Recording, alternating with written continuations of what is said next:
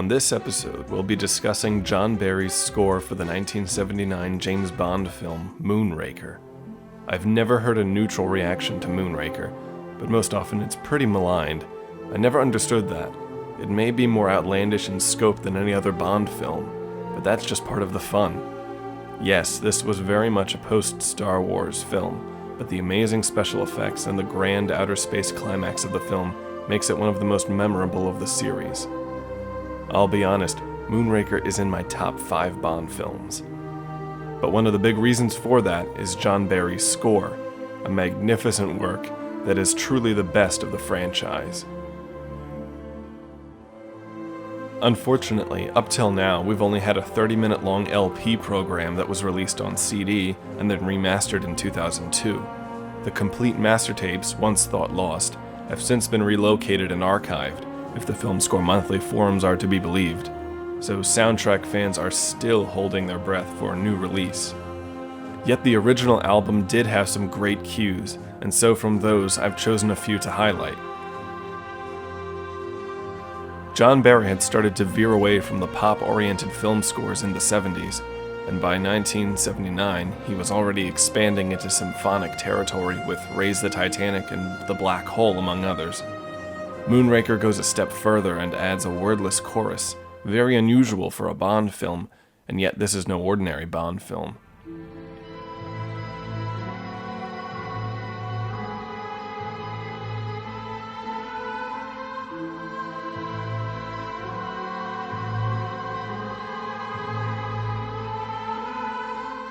In the cue Centrifuge, Bond is trapped and thrust at an unsafe level of speed in a centrifuge.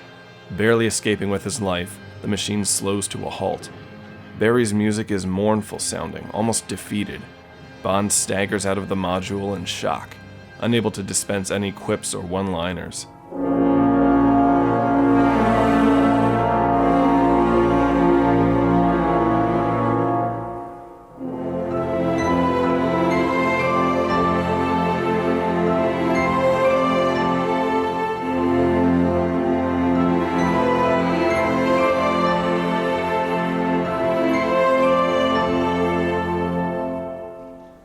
It's a rare, vulnerable moment for the character, and Barry captures it poignantly.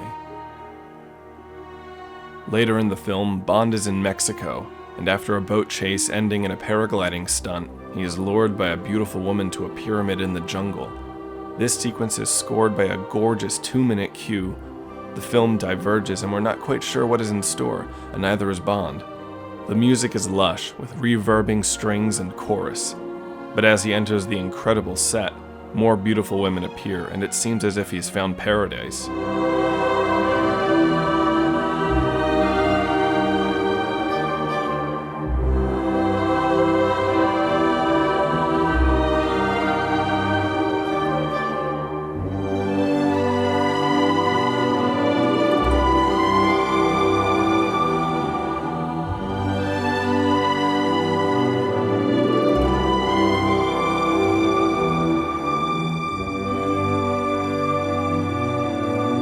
It makes for a nice interlude before Bond is immediately thrown into another deadly situation. Finally, there's the moment we've all been waiting for, 007 in outer space. John Barry wrote a 6.5-minute cue titled Flight into Space, and though it was slightly edited in the final film, its brilliance isn't dulled at all.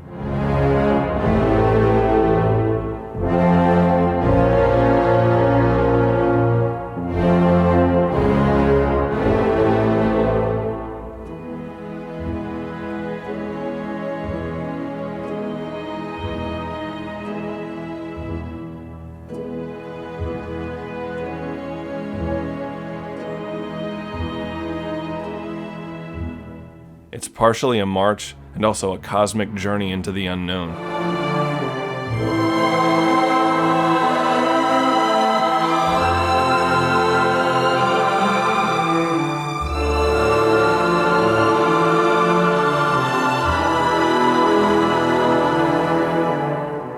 The reveal of Drax's hidden space station in unison with the music is a stunning moment. This was territory that Barry would explore further in The Black Hole.